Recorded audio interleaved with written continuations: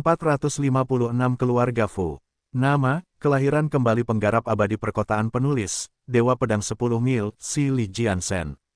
Plus matikan mengatur ulang. Oh, Chen Fan menyipitkan matanya dan tersenyum padanya. Sudah lama sekali sejak tidak ada orang yang berani berbicara dengan penguasa langit mistik utara dengan sikap yang begitu keras. Sejak Chen Fan melepaskan kekuatan mematikannya ke dunia, bahkan para jenderal dari negara-negara besar harus memilih kata-kata mereka dengan hati-hati saat berbicara dengannya, apalagi para Taipan Tiongkok. Mereka tahu bahwa satu kesalahan yang ceroboh akan mengakibatkan hilangnya nyawa mereka. Namun, gadis ini berani mengancamnya di depan umum dengan sikap merendahkan seperti itu. Hei, kamu, apakah kamu benar-benar teman Kakaan? Apakah kamu pacarnya? Tidak, menurutku tidak. Kamu tidak jauh lebih tua dariku. Aku tahu tipe Kakaan, dia suka yang lebih tua kawan. Menurutku kamu adalah sahabat gay Kakaan, benarkan? Setiap perempuan membutuhkan sahabat gay. Ah, terserahlah, di sini dingin. Ayo masuk ke dalam. Seorang Ruoxi menyerbu ke arah Chen Fan dan membombardirnya dengan pertanyaan. Sebelum Chen Fan dapat menjawabnya, dia meraih tangan Chen Fan dan berlari ke pintu masuk. Saat itu awal musim semi tapi dia hanya mengenakan kemeja dan rok, tidak heran dia kedinginan. Para penjaga di gerbang mencoba, semacam, menghentikan Chen Fan, tetapi gagal. Nyala api mematikan berkedip-kedip di mata Chen Fan beberapa kali dan akhirnya mereda. Gadis jangkung itu tersenyum masam dan berkata, "Maaf, Fang Yu. Itu adik perempuanku untukmu. Dia anak nakal yang manja." Pemuda tampan itu menjawab sambil tersenyum hangat, "Jangan khawatir. Anda sedang berbicara tentang Anya, apakah dia yang dipilih oleh keluarga untuk menikah dengan keluarga Fu di barat laut Tiongkok?" "Ya," seorang Yukin berkata pelan, dia membuang muka untuk menyembunyikan kilatan di matanya. Anya dan ibunya masih dipandang sebagai noda pada reputasi keluarga sehingga An Yukin secara alami merasa lebih unggul dari Anya. Namun, penampilan dan bakat Anya mengalahkan An Yukin dan membuatnya merasa cemburu. Keluarga Fu di Tiongkok Barat Laut, itu benar-benar kekuatan besar. Pengaruh mereka di Tiongkok setara dengan keluargaku dan keluargamu, bahkan lebih. Orang-orang menyebut Tuan Muda Fu Zhengtin si naga terselubung karena bakatnya yang luar biasa. Bahkan ahli waris berdarah biru di gedung DPR harus menunjukkan rasa hormat padanya. Seru pemuda tampan itu, kekuatan dan pengaruh keluarga Fu yang tak terukur telah mengalahkan An Yukin. Fu Zhengtin adalah nama rumah tangga di Tiongkok Utara. Bakat dan kemampuannya bahkan telah melampaui para pewaris elit kota Yanjin, apalagi para Taipan lokal di provinsi Donghe. Anya mendapatkan jackpot dengan menikah dengan keluarga Fu. Jika bukan karena An Yukin telah bertunangan dengan keluarga DPR, dia akan menjadi orang pertama yang memanfaatkan kesempatan menikahi pewaris keluarga Fu. Keluarga Fu juga diundang ke reuni tahun ini. Aku ingin tahu apakah Fu Zhengtin akan hadir. Aliansi pernikahan ini sangat penting bagi kedua keluarga. Ini bukan kisah cinta Harley Quinn. Kata An Yukin pelan, "Saya telah mendengar bahwa Tuan Muda Fu telah tiba di kota Phoenix. Beberapa bangsawan muda setempat telah mengundangnya ke pesta mereka. Saya yakin Tuan Muda Fu akan muncul hari ini." Ho Fang Yu berkata dengan tegas. Benar-benar, pikiran untuk bertemu dengan Tuan Muda Fu yang terkenal membuat mata An Yukin bersinar dengan kegembiraan. Sementara itu, Chen Fan diseret ke kediaman keluargaan oleh gadis kecil itu. Dia menemukan pemanas untuk menghangatkan dirinya sambil mengibaskan bulu matanya ke arah Chen Fan dan bertanya, "Apakah kamu benar-benar teman Kakaan? Siapa namamu?" "Aku dan Kakaan sangat dekat, jadi tidakkah kamu pikir kamu bisa membodohiku? Namaku Chen Fan dan aku kakaknya." Chen Fan berkata dengan ringan, Aku ingat Kakaan pernah bercerita tentang saudara tirinya sebelumnya. Tapi kami masih belum bisa memastikan bahwa kamulah orangnya." "Tidak masalah, kami akan tahu jika kamu berbohong padaku begitu kita bertemu Kakaan." Gadis itu memiliki sepasang mata lebar yang polos, tapi begitu dia tersenyum, lemak bayi di tulang pipinya akan menempel di matanya dan mengubah wajah polosnya menjadi wajah rubah yang licik. Gadis ini akan mendapat masalah saat dia besar nanti. Chen Fan berpikir sendiri sambil mengagumi kelucuan An Ruoxi yang menghancurkan. Keduanya berjalan di sepanjang koridor yang ramai di kediaman keluargaan. Kebanyakan orang di sini datang dari seluruh negeri untuk menghadiri reuni keluarga tahunan.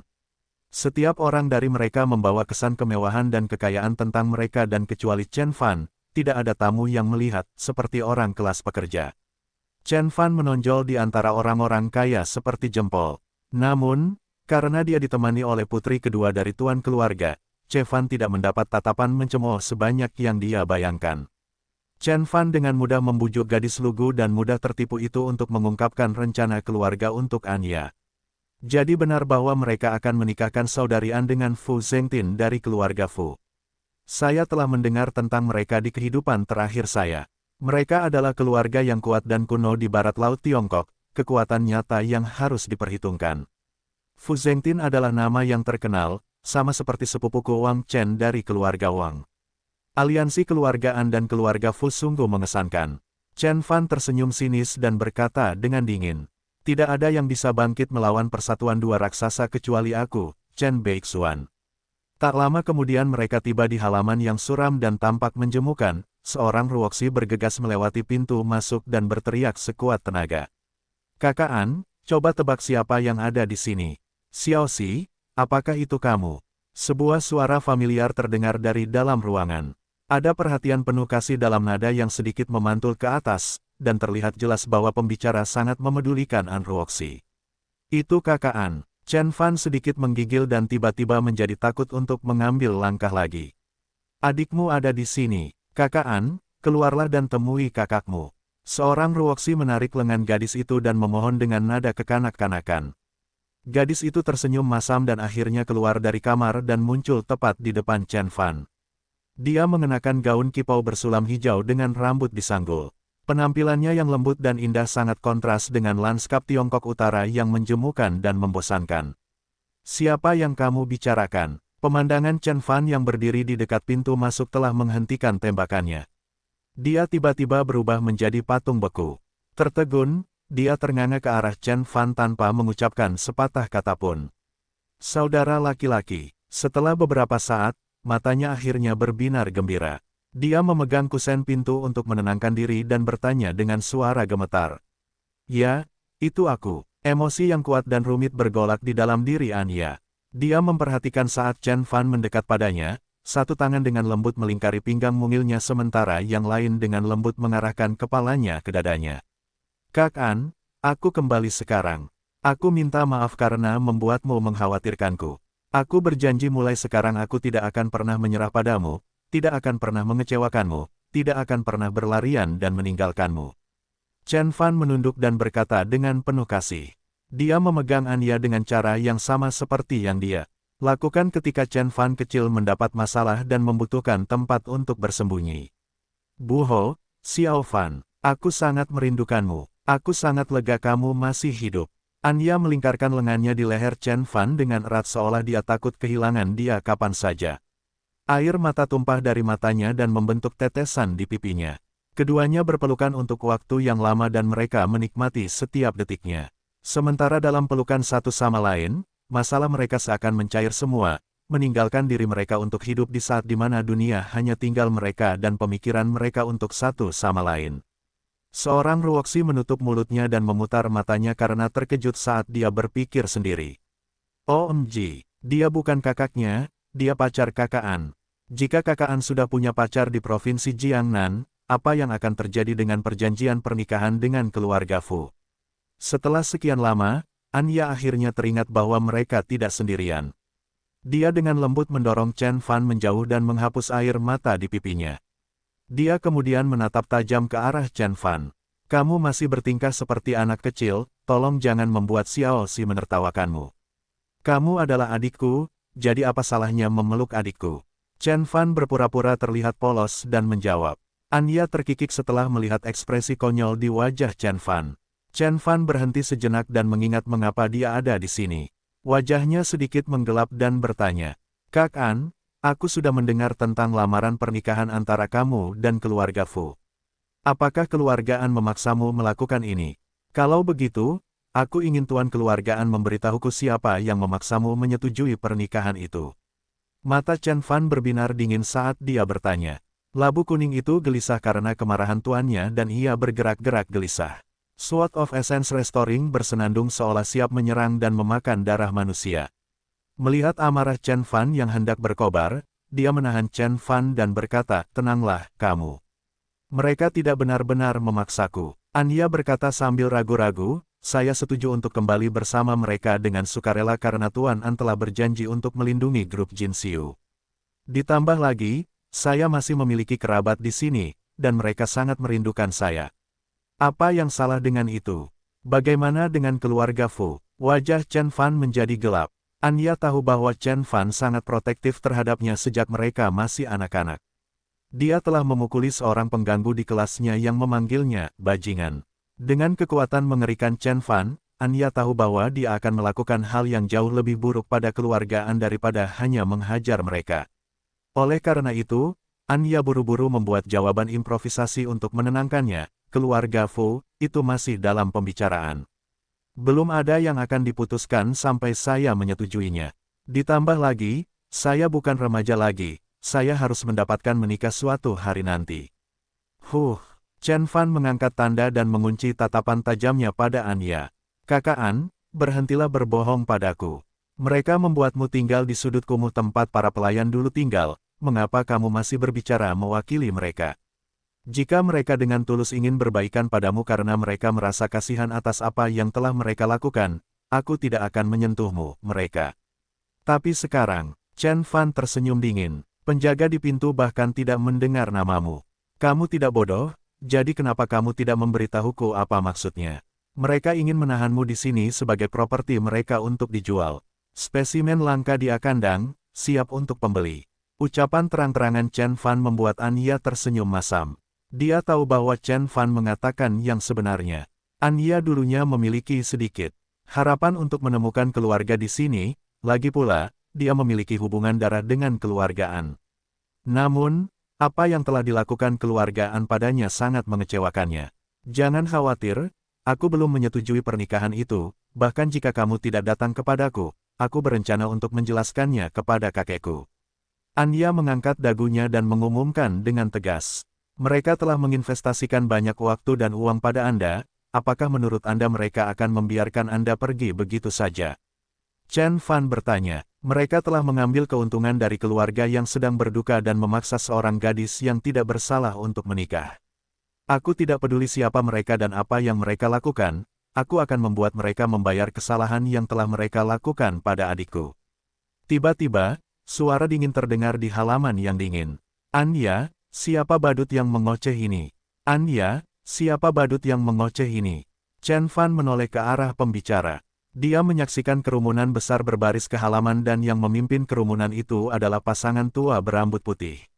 Pembicaranya adalah seorang wanita parubaya yang berdiri di samping pasangan tua itu. Wanita parubaya itu berpenampilan rata-rata dan bibirnya setipis ujung pisau. Meski riasannya tebal, dia tidak bisa menyembunyikan kerutan di sudut matanya. Dia menatap Chen Fan dengan tatapan dingin yang penuh dengan penghinaan. "Kakek, nenek, paman, dan bibi." Mata Anya meredup saat dia melihat sekelompok orang di depannya.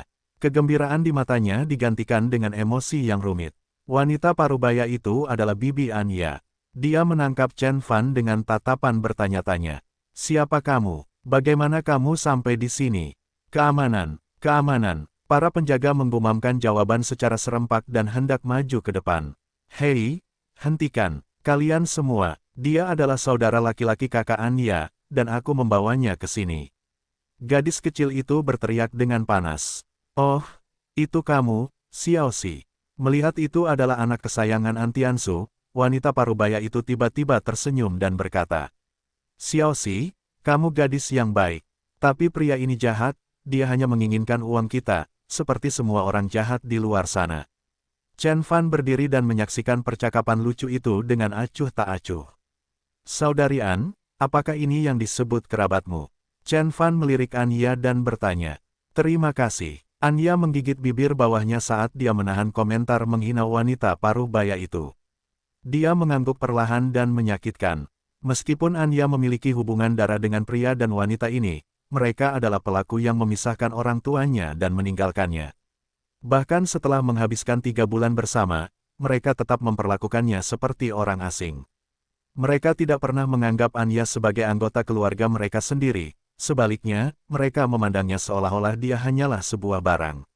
Saya saudara laki-laki Anya, dan saya di sini untuk membawanya kembali. Chen Fan maju selangkah dan berkata dengan tenang.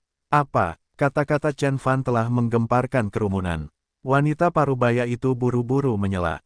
Omong kosong, Xiao Ya akan menikah dengan keluarga Fu. Tuan muda Fu bisa datang kapan saja, kita tidak bisa menyelamatkan pernikahan di saat-saat terakhir. Anya, apakah kamu sudah melupakan kesepakatan kita? Kami akan melindungi grup Jin Xiu dari keluarga Ji, sebagai gantinya, kamu akan tinggal bersama keluargamu dan menjadi gadis yang baik. Itu berarti lakukan apa yang diperintahkan oleh keluargamu. Pria parubaya berpenampilan megah itu masuk, wajahnya sedikit mirip dengan Anya. Tidak, Paman, aku belum lupa. Seorang ia menundukkan kepalanya. Lalu apa maksudnya ini? Apa menurutmu keluargaan itu penurut? Apa menurutmu, kamu bisa memanfaatkan kami sesukamu? Kamu pikir kamu ini siapa? Pria parubaya itu mendesis pada Anya sambil menyeringai. Aku hanya setuju untuk pulang bersamamu tetapi tidak setuju dengan perjodohan dengan keluarga Fu. Tubuh Anya bergetar sedikit saat dia mengertakkan gigi dan mengangkat dagunya. Ya, pria parubaya itu memasang wajah gelap dan menggeram. Apakah kalian berdua akan tetap diam selamanya? Mengapa kalian tidak membela Anya? Chen Fan bertanya. Dia menarik Anya kembali dan mengarahkan tatapan menuduhnya pada pasangan tua itu. Wanita tua itu menoleh dan menghindari tatapan bertanya Chen Fan. Penghinaan dan kesombongan tertulis di seluruh wajahnya. Setelah beberapa saat, lelaki tua berambut putih yang membawa sikap mengesankan akhirnya memecah kesunyian. Saya yakin Anda pasti anggota keluarga Chen dari kota Jin. Seperti yang Anda ketahui, Anya adalah anak dari keluarga Anda dan oleh karena itu, kami bertanggung jawab untuk membantunya membuat keputusan paling penting dalam hidupnya. Menikah dengan Tuan Muda Fu Zhengtin akan menjadi hal terbaik yang pernah terjadi padanya. Prestise dan bakat seperti Tuan Muda Fu, yang diimpikan oleh banyak gadis untuk seberuntung Anya. Kami tidak mengeluarkan biaya apapun untuk mengamankan pernikahan ini untuk Anya, karena kami peduli padanya. Hahaha, Chen Fan tertawa terbahak-bahak. Dia berhasil menenangkan diri dan menggelengkan kepalanya. Aku terlalu memikirkanmu, An Zaiche. Bahkan di usiamu yang sekarang, kamu masih hidup seperti cacing tak bertulang yang memakan orang lain. Kamu telah meninggalkan putrimu dan sekarang kamu ingin menjual cucumu seperti sebuah benda. Aku belum pernah melihatnya ada orang yang lebih tak tahu malu darimu. Hei, brengsek, jaga mulutmu. Kata-kata Chen Fan membuat marah orang-orang di ruangan itu. Beberapa anggota keluarga yang lebih tua angkat bicara dan menegur Chen Fan ketika wajah An Zaichen menjadi gelap. Paman Anya, An Tianfen menatap Chen Fan dengan tatapan dingin dan marah. Hei, kamu, ini bukan kota Jin, jadi bersikaplah baik. Ditambah lagi, nasib keluarga Chen sedang dalam bahaya dan tanpa bantuan keluargaku, grup Jin Xiu pasti sudah lenyap sejak lama. Apa yang memberimu keberanian untuk datang di sini dan meremehkan kita semua? Pergantian kejadian yang tiba-tiba mengejutkan An Ruoxi saat dia ternganga ketakutan. An Zaichen adalah saudara laki-laki kakeknya. Dia adalah pemimpin cabang keluarga di Yanjin, tokoh paling berkuasa kedua setelah kakeknya sendiri. Jika An Zaichen marah dan ingin mengusir Chen Fan, An Ruoxi tidak bisa berbuat apa-apa. Sial, dia menabrak tulang tua itu. Dia tidak akan menang. Aku harus mencari ayah dan kakekku untuk membantunya. An Ruoxi masih muda dan polos, ikatannya dengan Anya membuatnya menjadi sekutu Chen Fan. Diam, bodoh. Apakah kamu tahu dengan siapa kamu berbicara? Bahkan ketika anggota keluargaan berpikir bahwa Chen Fan akan ketakutan dan lari menyelamatkan nyawanya, Chen Fan tetap bertahan dan melemparkan kembali ke arah mereka dengan cahaya terang bersinar di matanya. Suaranya menggelegar di halaman kecil. Suara Chen Fan terdengar seperti suara guntur dan mengguncang bumi. Itu menembus seluruh kediaman keluargaan dan mengejutkan banyak tamu di kompleks utama. CEO Grup An Tiansu melompat dari tempat duduknya dan melihat ke sudut timur laut tempat datangnya keributan yang menggelegar. Ayah, di sanalah Anya tinggal. Ayo pergi dan lihat. Tuan An Zaikin mengerutkan alisnya dan bangkit. Banyak tamu yang saling memandang dengan bingung. Melihat Lord An sudah dalam perjalanan keluar dari aula utama, mereka bergegas menyusulnya.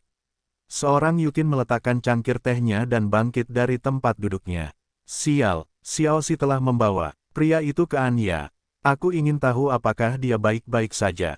Jangan khawatir, Yukin. Ada kamera pengintai di mana-mana di dalam kediaman keluargaan. Xiao Si pasti aman. Hou Fangyu menghibur gadis itu dengan senyuman hangat.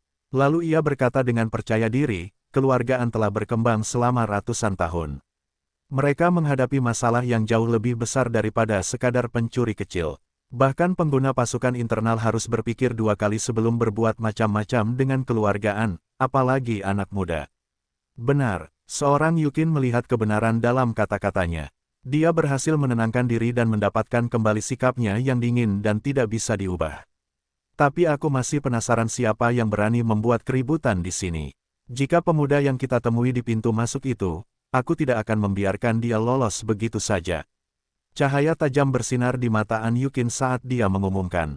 Kemudian mereka mengikuti kerumunan itu hingga ke sudut timur laut kediaman tersebut. Sementara itu, semua orang yang berdiri di dalam halaman kecil terhuyung oleh gelombang suara yang sombong. Untungnya bagi mereka, Chen Fan tidak menggunakan energi ki apapun dalam omannya, dan oleh karena itu para pendengar dapat berkumpul dengan relatif cepat. Kemarahan keluar dari mata bibi Anya. Dia meletakkan tangannya di pinggul dan balas berteriak pada Chen Fan, aku juga tidak peduli siapa dirimu. Aku benci jika orang berpikir bahwa mereka berbicara lebih keras daripada aku. Kamu pikir kamu siapa? Keamanan. Su tua, kamu ada di mana? Saya di sini, Nona An. Pengawalnya, Su tua, bergegas maju ke depan sambil menatap Chen Fan dengan pandangan enggan. Su tua mengutuk Chen Fan dalam pikirannya. Dia bertanggung jawab atas keamanan selama reuni keluargaan. Tapi Chen Fan telah menyelinap ke dalam kediaman, menyebabkan keributan dan mengganggu semua tamu penting. Dia bertaruh bahwa keluargaan tidak akan membayar jasanya selama reuni, jika tidak langsung melepaskannya dari kontraknya. Xiao Fan, Anya mengulurkan tangannya dan meraih Chen Fan. Semua orang menganggap reaksi Anya sebagai ketakutan atas apa yang akan terjadi pada Chen Fan. Tetapi mereka tidak tahu bahwa dia malah mengkhawatirkan nyawa mereka. Dia tahu bahwa Chen Fan dapat membunuh semua orang di keluargaan tanpa mengangkat satu jari pun. Hehe, kamu akhirnya takut, seharusnya kamu sudah takut sejak lama. Bibi Anya menyeringai dan berkata, Anya, kamu telah mengecewakan kami. Seorang Tianfen juga menggelengkan kepalanya dan menghela nafas. Tidak, keluargaanlah yang mengecewakanku. Chen Fan mendengus. Dia mengertakkan gigi dan menghindari tatapan memohon dari Suster An. Dia dengan lembut melepaskan tangan Anya dari lengannya dan kemudian maju selangkah. Saya berencana memberikan kesempatan pada keluargaan untuk memperbaiki kesalahan. Oleh karena itu, saya telah menahan diri untuk tidak menggunakan kekerasan sejak awal. Namun, keluargaan ternyata sangat busuk dan egois tanpa malu-malu. Anda tidak boleh melakukannya, pantas mendapatkan kesempatan apapun, atau belas kasihanku. Chen Fan mengaitkan tangannya ke belakang punggung dan berkata dengan suara datar. Namun, ketegangan di udara tiba-tiba bertambah berat. Su tua melemparkan dirinya ke arah Chen Fan, tetapi dia dipukul mundur oleh kekuatan tak terlihat saat dia masih berada beberapa meter dari Chen Fan. Perkembangan ini menghilangkan warna dari wajah semua orang. Seringai membeku di wajah bibi Anya. Dia mendekat ke arah Chen Fan dan berkata dengan nada gentar dalam suaranya, apa yang kamu lakukan?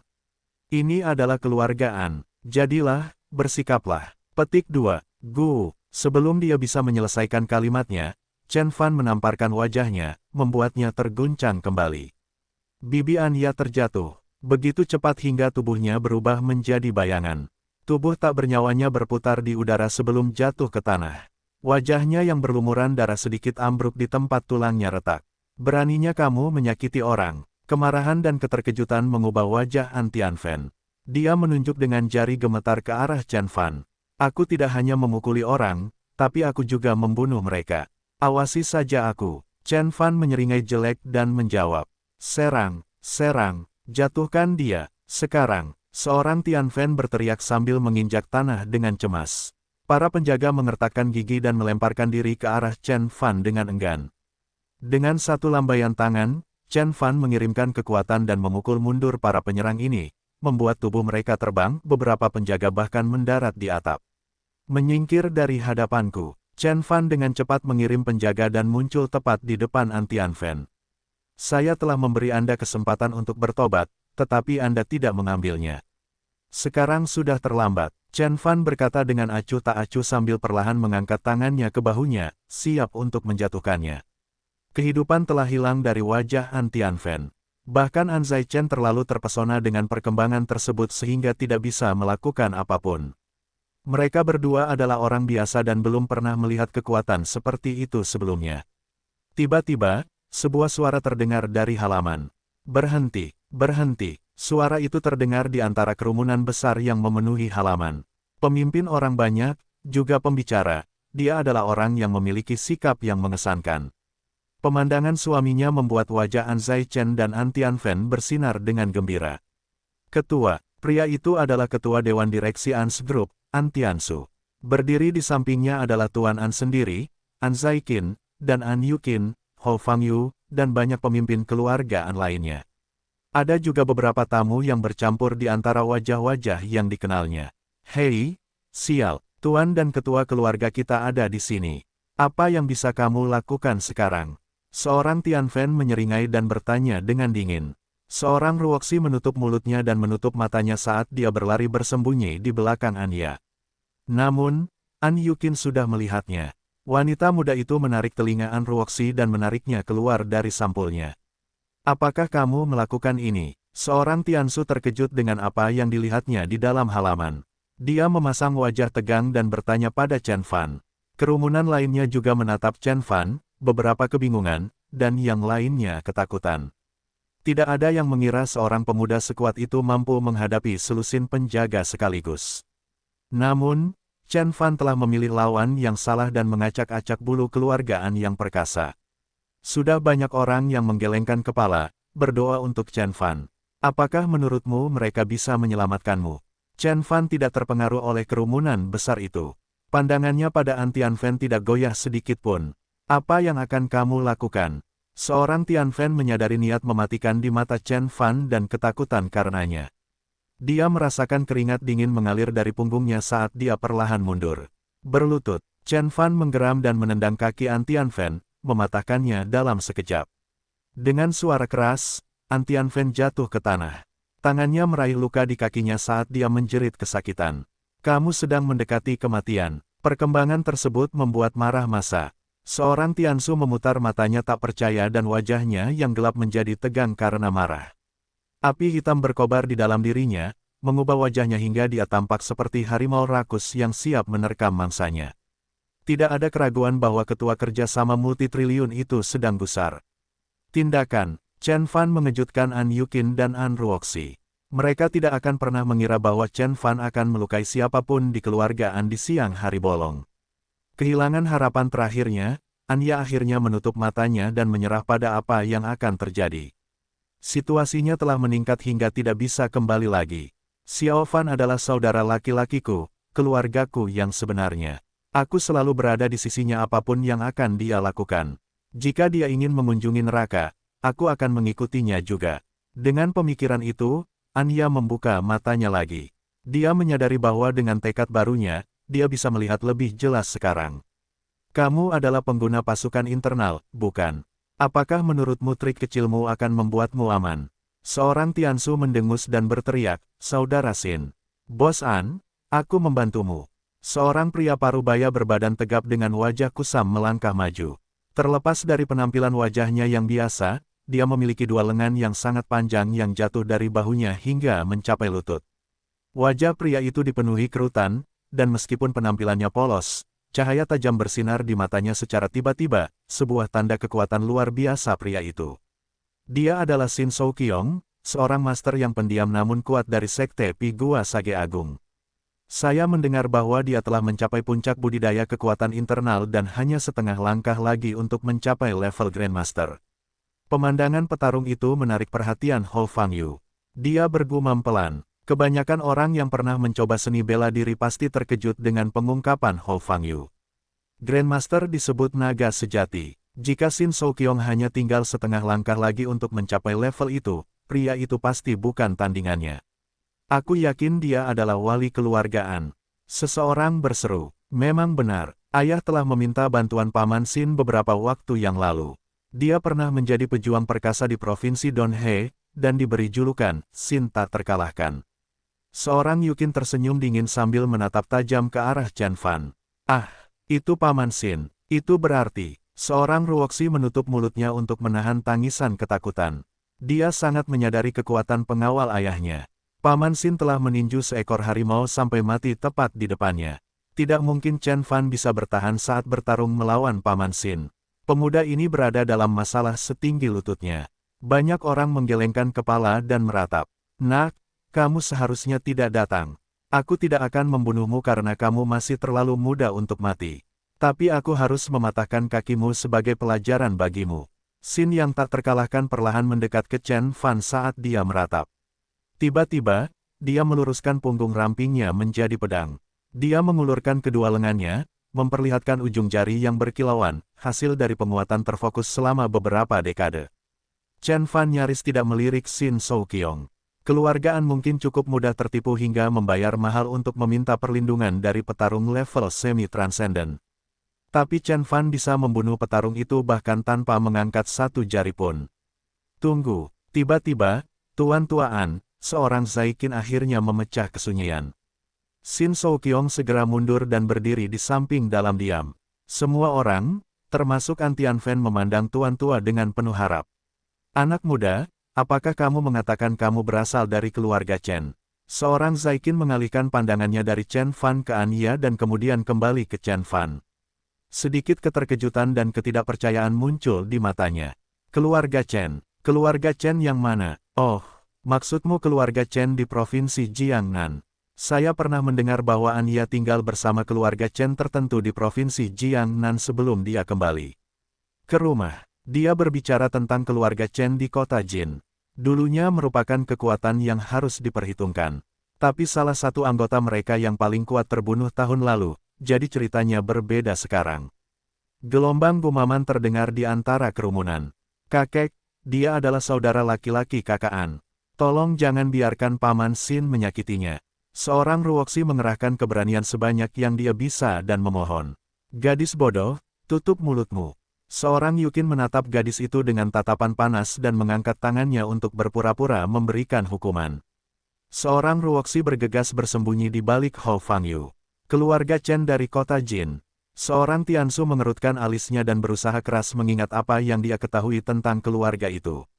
Kemudian dia teringat akan ketenaran keluarga Chen yang tiba-tiba naik dan kejatuhannya dari kejayaan. Dia mungkin berpikir dua kali untuk menghukum pemuda itu ketika keluarga Chen masih kuat, tapi tidak ada yang bisa menghentikannya sekarang. Bahkan ketika An Tiansu hendak memerintahkan Master Sin untuk membalas Chen Fan, An Zaikin terkesiap. Saya hanya mengenal satu saudara laki-laki Anya, dan namanya adalah Chen Fan. Tapi saya pikir dia sudah meninggal setahun yang lalu. Itu aku. Chen Fan mengaitkan tangannya ke belakang punggung dan berkata dengan ringan. Jawaban Chen Fan hanya membingungkan keluargaan, tapi itu telah mengguncangkan orang lain hingga ke inti. Keluarga Chen dari kota Jin, apakah kamu Chen Beixuan? Sin Souqiong ternganga ke arah Chen Fan dengan sangat terkejut saat ketakutan melintas di matanya. Sin Souqiong adalah seorang seniman bela diri yang memiliki koneksi baik dan tentu saja dia pernah mendengar nama Chen Fan. Chen Fan telah menjadi terkenal oleh hampir semua orang di komunitas seni bela diri Tiongkok sejak pertempurannya melawan Jepang. Pemandangan legenda hidup tiba-tiba membuat oksigen keluar dari paru-paru Sin Souqiong. Pada, temukan novel resmi di web novel, pembaruan lebih cepat, pengalaman lebih baik, silakan klik www.novelhal.com untuk berkunjung.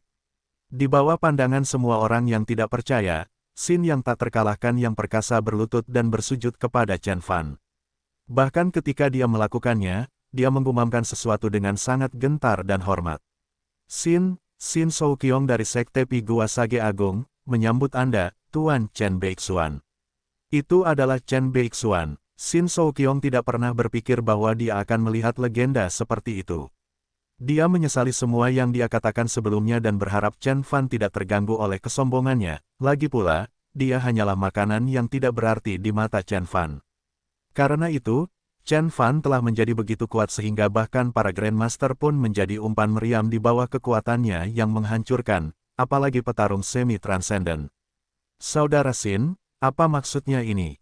Seorang Tiansu menatap Shin Souqiong dengan bingung. Seorang Tiansu dan An Ruoxi juga memutar mata mereka karena tidak percaya. Shin yang tak terkalahkan yang perkasa telah terpuruk di hadapan Chen Fan dan memohon untuk hidupnya. Siapa orang ini? Bagaimana dia bisa menakuti Shin Souqiong seolah-olah hidupnya tergantung pada seutas benang? Chen Fan, siapa itu? Dan siapa Chen Beixuan? Hou Fangyu menatap Chen Fan dengan curiga saat pikirannya berpacu. Ah, itu Anda, Jenderal Chen. Pantas saja Shin tua sangat menghormati Anda. Saya minta maaf atas kesalahpahaman ini. Saya An Zaiqin, dan dengan senang hati bertemu dengan Anda, Jenderal Chen. Pikiran tajam seorang Zaiqin dan pemikiran cepatnya membuat sosoknya menjadi figur utama dalam keluarga. Dia membungkuk sedikit pada Chen Fan dengan hormat. Meskipun An Zaiqin tidak mengetahui perbuatan luar biasa Chen Fan di Jepang dan Rusia, dia telah mendengar tentang pencapaian Chen Fan lainnya seperti menjadi Mayor Jenderal Chang Dragon, Grandmaster nomor 1 di Heaven Roll. Itu sudah cukup baginya untuk memperlakukan Chen Fan dengan sangat hormat. Jenderal Chen, pemuda ini adalah Jenderal Chen. Orang-orang dibuat bingung dengan kejadian yang tiba-tiba ini. Seorang Ruoxi mengunci pandangannya pada Chen Fan dan memeriksanya dari ujung kepala hingga ujung kaki. Sementara itu, pikiran An Ruoxi berpacu. Saudara laki-laki Suster Anya adalah seorang jenderal. Setidaknya seseorang di keluarga An memiliki sikap yang benar. Chen Fan menjentikkan jarinya dan mengunci pandangannya ke An Zaiqin. Karena kamu tahu siapa aku, lalu kenapa kamu memilih adikku? Apakah kamu mempertanyakan kemampuanku? Jenderal Chen Anya memiliki hubungan darah dengan kami. Itu adalah sesuatu yang tidak dapat Anda ubah. Kami juga tidak memaksanya untuk kembali. Dia datang dengan sukarela. Kami mengatur pernikahan untuknya karena kami peduli padanya dan menginginkannya untuk menjalani kehidupan yang bahagia. Seorang Zaiqin memanjangkan tubuhnya sedikit dan berkata dengan mata merenung. Kamu peduli padanya, itukah sebabnya kamu mengurungnya di kamar kecil yang suram ini, dan menjualnya kepada keluarga Fu seperti sebuah benda? Chen Fan menyeringai jelek dan berkata, sepertinya aku membunuh kalian semua kecuali satu, dan tiba-tiba aku menjadi orang baik. Kata-kata Chen Fan mengejutkan semua pendengarnya. Keluargaan di Provinsi Donhe adalah salah satu klan keluarga paling terkemuka di Tiongkok Utara. Oleh karena itu, para tamu di reuni keluarga mereka adalah pria dan wanita paling berkuasa di Provinsi Donhe. Bos Huang Hexiang, misalnya, menduduki peringkat 10 besar orang terkaya di provinsi tersebut. Oleh karena itu, semua orang ketakutan ketika Chen Fan mengancam akan membunuh semua orang di keluargaan di hadapan begitu banyak tamu bergengsi. OMG, aku salah besar tentang putranya. 20 tahun sebelum dia bisa masuk ke keluargaan. Bah, sungguh omong kosong. Huang Hexiang termasuk di antara kerumunan itu. Dia memutar matanya dan memeriksa Chen Fan dengan cermat. Bahkan burung kecil cantik yang menemaninya juga menilai kembali Chen Fan saat kilatan kekaguman melintas di matanya. Chen Fan telah mematahkan kaki An Tianfen di bawah hidung Tuan An. Dia telah memaksa Invincible Sin berlutut tanpa mengucapkan satu pun ancaman. Tak seorang pun di Provinsi Donhe memiliki tingkat otoritas dan rasa hormat yang sama seperti dia. Jenderal Chen, apa maksudmu dengan itu? Jelaskan sendiri. Seorang Zaiqin tidak bisa lagi menahan amarahnya saat dia menggeram pada Chen Fan dengan wajah berat. Keluargaan memisahkan adik perempuanku dari orang tuanya, memaksa Bibi Jinxiu bunuh diri dan menelantarkan gadis kecilnya. Namun, kamu tetap ingin memanfaatkan kakak An. Kamu sendiri yang memintaku menjelaskan, kenapa kamu tidak menjelaskannya? Diri Anda kepada saya terlebih dahulu. Chen Fan menjentikkan jarinya dan berkata dengan nada tabah. Memang dan sangat dihargai. Coretan di wajah An Tiansu berubah menjadi senyuman jelek. Ketua Kerjasama Multitriliun Yuan membalas Chen Fan dengan nada mencemooh.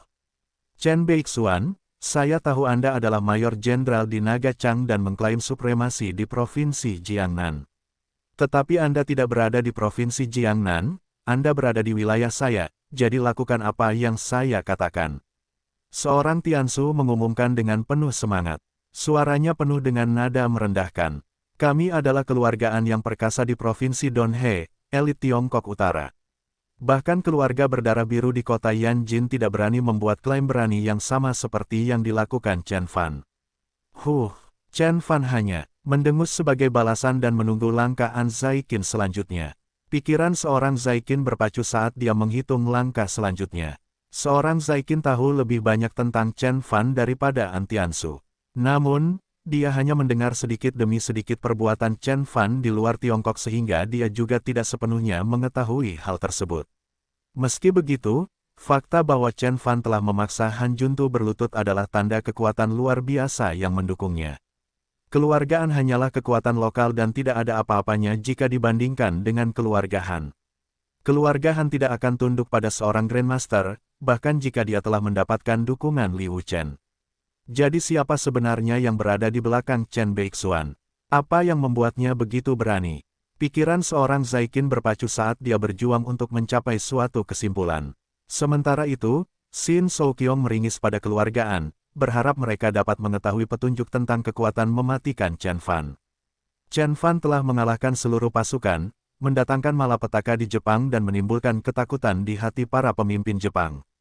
Keluarga Han tidak bisa dibandingkan. Bahkan para petinggi Tiongkok harus berhati-hati di sekitar Chen Fan, apalagi kekuatan lokal di Donhe. Dia berharap bisa memberitahu keluarga Han semua yang dia tahu, tapi dia tidak berani melakukannya tanpa izin Chen Fan. Bahkan ketika An Zaiqin ragu-ragu dan memikirkan apa yang harus dia lakukan, sebuah suara terdengar di halaman. Siapa yang berani membuat keributan di keluargaan di Provinsi Donhe? Semua orang melihat ke pintu masuk dan melihat sekelompok kecil orang masuk ke halaman. Pemimpin rombongan adalah seorang pemuda tampan dengan tubuh lurus dan langsing. Dia membawa dirinya dengan penuh wibawa, namun begitu lembut, semua orang di ruangan itu memperhatikannya. Fu Zengtin, kenapa dia ada di sini? Seseorang tersentak setelah mengenali pemuda itu. Keluarga Fu di barat laut Tiongkok, ini akan menjadi pertunjukan yang hebat. Beberapa orang berseru dengan semangat, tetapi lebih banyak lagi yang menundukkan kepala karena ketakutan. Roti dan mentega dari bisnis keluargaan ada di dunia perdagangan. Oleh karena itu, mereka mungkin adalah klan terkaya di Provinsi Donhe, namun mereka bukanlah klan yang paling banyak akal. Keluarga Fu di barat laut Tiongkok adalah permainan bola yang sama sekali berbeda. Mereka berkuasa 100 tahun yang lalu sebagai pemimpin milisi lokal. Mereka telah menyerahkan senjatanya, namun pengaruhnya masih terasa di mana-mana. Rumor mengatakan bahwa mereka bahkan telah mengerahkan pengaruhnya hingga ke Timur Tengah dan Rusia. Mereka memperdagangkan apa saja melintasi perbatasan, termasuk senjata dan senjata. Para pebisnis sering menjadi tamu negara-negara di jantung benua Rasia. Mereka telah mempertahankan ikatan yang kuat dengan banyak klan seni bela diri yang kuat di Tiongkok sebagian besar melalui pernikahan. Mereka berada di dua dunia yang berbeda, dunia pemerintahan yang tertib, dan dunia bawah tanah yang kejam. Mereka adalah kekuatan yang jauh lebih menakutkan daripada yang pernah dimiliki keluargaan. Zengtin, kamu akhirnya tiba. Seorang Tiansu tersenyum lega begitu dia melihat Fu Zengtin. Tampilan kekuatan Chen Fan telah membuat Lord An terpana. Dia lebih mengkhawatirkan dermawan Chen Fan daripada pemuda itu sendiri. Namun, keterlibatan keluarga Fu akan membalikkan keadaan. Orang tua itu hanya mengenal segelintir orang di Tiongkok yang bisa membuat keluarga Fu menyerah. Salam, Tuan An dan Paman An. Saya telah mendengar bahwa seseorang menyebabkan keributan di keluargaan segera setelah saya tiba di Provinsi Donhe, jadi saya pikir saya mungkin bisa membantu. Fu Zengtin membungkuk dengan sopan. Memang, dan sangat dihargai. Seorang Zaiqin mengangguk sambil tersenyum ramah. Gabungan kekuatan keluargaan dan keluarga Fu akan menghalangi bahkan keluarga Han yang kuat, apalagi individu. Kau pembuat onar. Fu Zengtin menatap Chen Fan sekilas dan terkejut dengan penampilan Chen Fan yang tampak biasa saja. Namun, seorang pria berbadan tegap dengan wajah seperti landasan mengerutkan alisnya dan merasa Chen Fan terlihat sangat familiar. Dia berasal dari keluarga Chen di kota Jin dan dia bersikeras untuk mengambil kembali Xiaoya. Kami mencoba menghentikannya dan dia melukai paman Xiaoya. Seorang Tiansu menghela nafas dan berkata, keluarga Chen dari kota Jinlin. Fu Zengtin berhenti sejenak. Namun, pria yang berdiri di belakangnya mulai gemetar tak terkendali saat dia melihat hantu. Bukankah keluarga Chen sudah jatuh?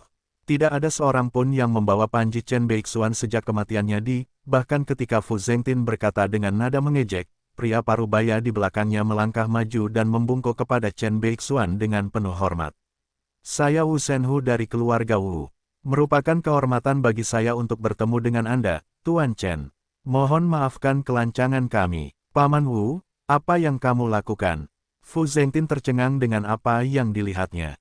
Meskipun Tuan Wu melayaninya sebagai pengawal, kata-katanya memiliki pengaruh yang signifikan dalam keluarga Fu karena dia adalah anggota keluarga Wu yang perkasa di Tiongkok Timur Laut. Jika bukan karena pentingnya pernikahan, dia tidak akan mengantar Tuan Muda Fu secara pribadi. Wu Shenhu dari keluarga Wu. Chen Fan menyipitkan matanya dan menatap pria itu dengan baik. Kemudian dia bertanya, apakah Anda punya hubungan keluarga dengan Wu Shenhe? Dia berada di peringkat 8 dalam daftar surga jika saya ingat dengan benar. Dia adalah saudaraku. Wu Shenhu menjawab dengan lebih hormat dan hormat. Keluarga Wu adalah keluarga seni bela diri terkenal di barat laut Tiongkok. Mereka jauh lebih kuat daripada keluarga Gu atau keluarga Lu. Selain itu, mereka menonjol di antara keluarga seni bela diri lainnya dengan tradisi unik dalam melayani keluarga lain sebagai wali mereka. Karena itu, keluarga Wu memiliki koneksi yang luar biasa di seluruh Tiongkok. Paman Wu, siapa dia? Sekarang, bahkan Fu Zengtin merasa ada sesuatu yang salah. Dia bertanya pada Wu Shenhu dan menatap Chen Fan dengan tatapan terkejut. Dia mampu membuat seorang Grandmaster tunduk padanya. Mungkinkah dia? Itu tidak mungkin. Orang itu meninggal setahun yang lalu di Rusia. Keterkejutan dan ketidakpercayaan bergolak di hati Fu Zengtin. Sentimen Fu Zengtin juga dimiliki oleh semua orang di sekitarnya. Mereka bertanya-tanya siapa sebenarnya Chen Beixuan dan bagaimana dia bisa memaksa Tuan Wu untuk tunduk padanya. Mata seorang Yukin berbinar gembira saat dia mengarahkan pandangannya pada Chen Fan. Tuan Chen mengalahkan divisi infanteri 116 di Rusia dan membunuh jenderal divisi utara Rusia. Dia membuat Rusia bertekuk lutut sendirian. Perbuatan heroiknya telah menggemparkan dunia. Saat ini, semua negara di dunia mengetahuinya bahwa Tuan Chen yang perkasa melayani Tiongkok. Saya telah menunggu kabar kembalinya Anda, tetapi saya tidak pernah berpikir bahwa Anda akan kembali secepat ini.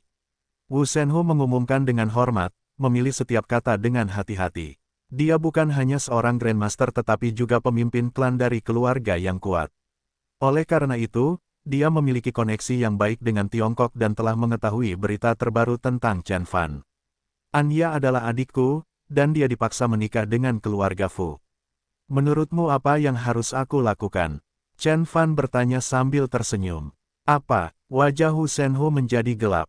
Dia tahu pentingnya pernikahan ini bagi keluarga Fu, terutama ketika gadis itu dipilih oleh Fu Zengtin sendiri. Namun, sedikit yang dia tahu bahwa gadis itu adalah orang yang sangat menarik. Dia berbalik untuk melihat Fu Zengtin dan melihat senyum Fu Zengtin muncul di wajahnya. Pahda, Wu Shenhu berlutut ke lantai dan bersujud. Saya minta maaf, Tuan Chen. Saya akan membuat keluarga Fu membayar penghinaan mereka yang mencemooh. Dia berbicara dengan resolusi yang teguh. Chen Fan adalah seorang penggarap keadaan abadi, keberadaan seperti dewa. Dia bisa dengan mudah membawa negara adidaya dunia, Rusia, apalagi keluarga Fu. Pikiran tentang hubungan keluarga Wu dengan keluarga Fu telah membuat Wu Shenhu ketakutan. Paman Wu, wajah Fu Zengtin berubah warna dan hendak memprotes. Wu Shenhu memotongnya dan mendaratkan tamparan keras di wajahnya, membuat tubuh pemuda itu terbang keluar. Sang Grandmaster telah melampiaskan seluruh amarah dan penyesalannya dalam serangan itu, hingga hampir mematahkan tengkorak Fu Zengtin. Bodoh, kamu telah menyeret keluargamu ke dalam kehancuran. Tamparan adalah hukuman yang terlalu ringan bagimu. Wu Shenhu marah. Semua orang tercengang dengan pergantian peristiwa, lalu mereka mendengar suara Chen Fan terdengar di telinga mereka. Simpan acaranya, saya sendiri yang akan pergi ke keluarga Fu dan mendengarkan apa yang mereka katakan. Energi emas meningkat saat Chen Fan berbicara. Energinya terbang melintasi halaman dengan kecepatan kilat. Itu melingkari leher Fu Zengtin dan memotong kepalanya dari bahunya. Chen Fan telah membunuh harga diri keluarga Fu yang perkasa dengan satu serangan. Keheningan yang mematikan tiba-tiba menyelimuti halaman. Fu Zengtin, dia adalah tuan muda dari keluarga Fu di barat laut Tiongkok. Biarlah bakat, kemampuan, pengetahuan dan latar belakang keluarganya semuanya sangat dipuji oleh para tetua keluarga. Ia bahkan dianggap mampu menyaingi pewaris elit teratas di Yanjin. Namun dia mati begitu saja. Penonton merasakan hati mereka tenggelam ke dasar gua es. Baik keluarga An maupun keluarga Fu telah mewariskan prestise dan otoritas mereka dari generasi ke generasi. Di sisi lain, garis keturunan kuno mereka juga mempersempit visi mereka hanya pada hal-hal yang mengikuti tatanan hierarki. Perilaku keterlaluan Chen Fan tidak pernah terdengar sebelumnya. Wajah seorang Tiansu berubah warna dan tangannya mulai gemetar tak terkendali. Sementara itu, para pemimpin keluargaan lainnya dan banyak tamu merasa merinding. Bahkan An Zaiqin yang tak tergoyahkan pun terguncang sampai ke inti. Bertentangan dengan orang lain, Wu Shenhu bangkit dan membungkuk. Dia pantas mati atas apa yang telah dia lakukan. Suara seniman bela diri itu memiliki keyakinan yang teguh dan matanya bersinar karena resolusi.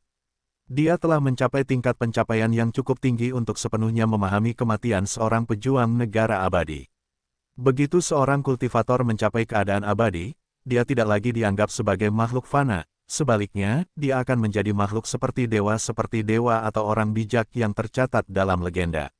Keluarga Wu menyimpan catatan tersebut dan penjelasan rinci tentang kekuatan prajurit negara abadi yang secara permanen terpatri di benaknya.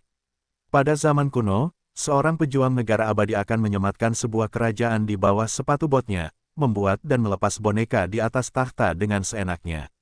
Para pejuang negara abadi berada di balik hampir semua peristiwa penting, seperti dimulainya zaman penemuan, Perang Besar Pertama dan Kedua. Para pejuang negara abadi tidak sepenuhnya mundur dari panggung sejarah sampai Amerika menjatuhkan 2 bom nuklir di Jepang.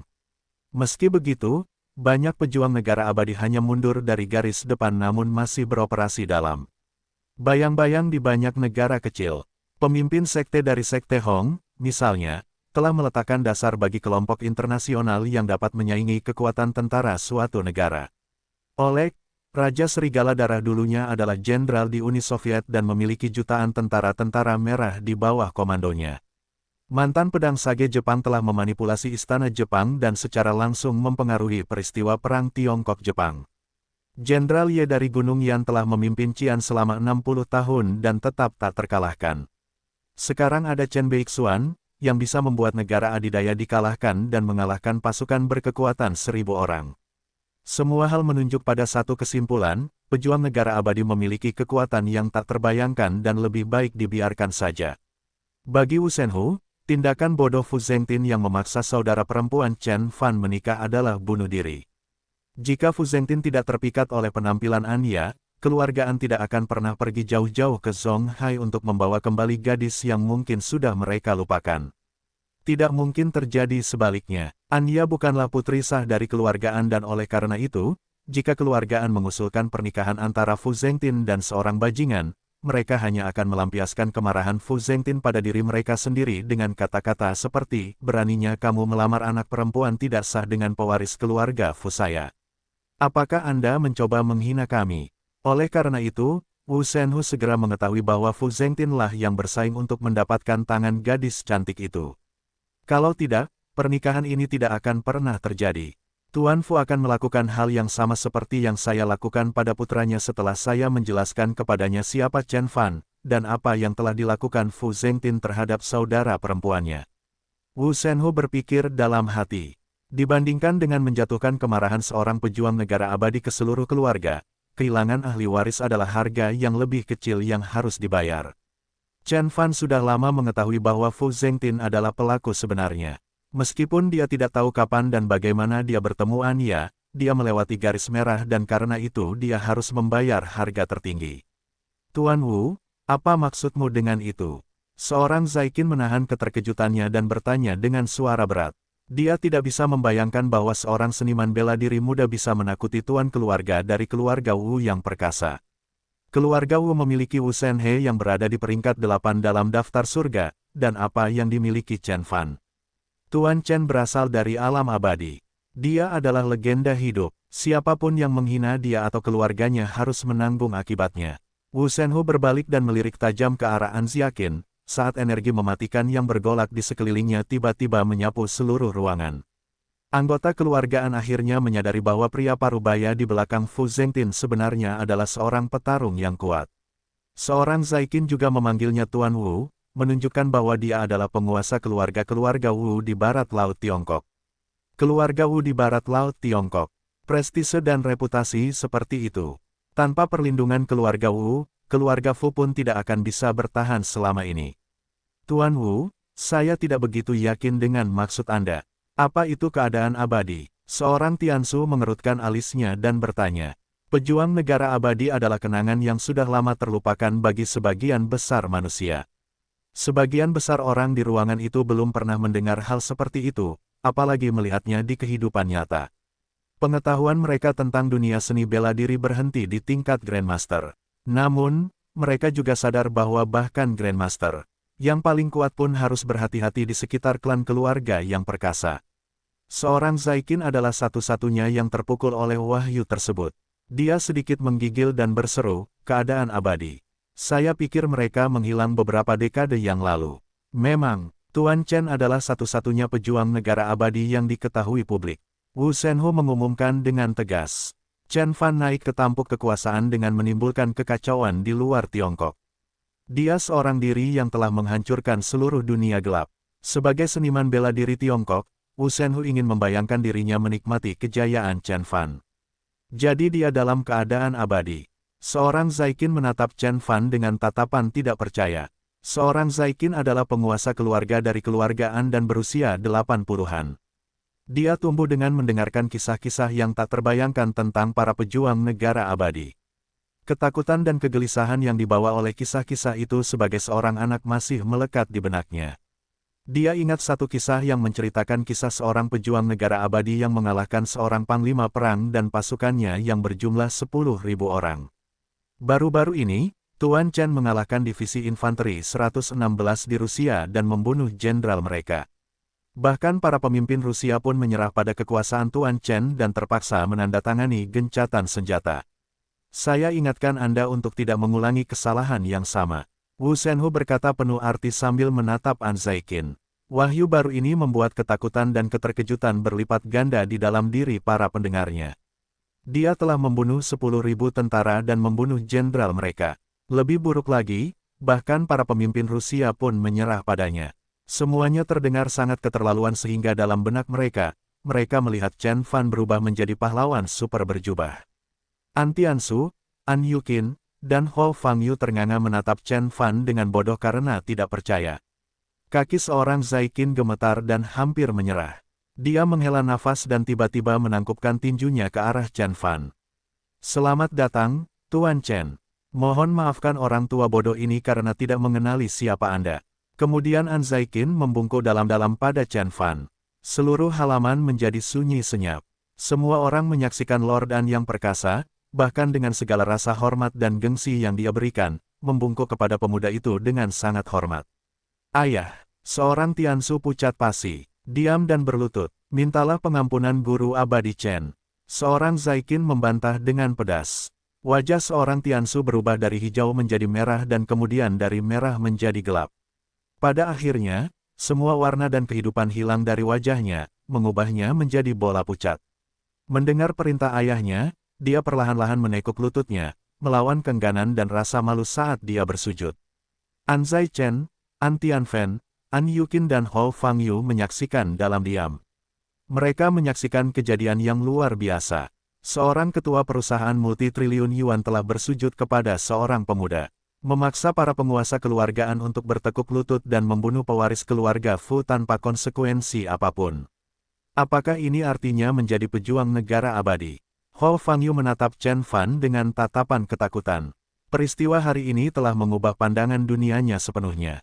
Dia mengira uang dan otoritas adalah dua hal yang membuat dunia berputar.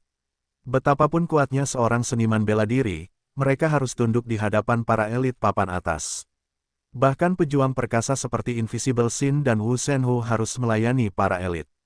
Namun, Chen Fan telah membuktikan pandangan dunianya salah dengan menggunakan darah. Dia begitu kuat sehingga dia bisa menjepit taipan atau raja manapun di bawah jempolnya. Bahkan keluargaan yang bergengsi di provinsi Donhe harus berlutut dan bersujud kepada Chen Fan dan memohon untuk hidup mereka. Seorang Yuqin terkejut dengan perkembangan tersebut pada awalnya, dan kemudian rasa penyesalan menghampirinya. Dia ternyata sangat kuat sehingga bahkan keluargaan pun tidak bisa menyentuhnya. Aku pasti terlihat seperti orang bodoh ketika aku mengejeknya di pintu masuk. Seorang Ruoxi adalah satu-satunya yang tidak tersentuh oleh rasa takut. Dia menutup mulutnya dan menatap Chen Fan dengan penuh semangat saat kilatan kekaguman melintas di matanya.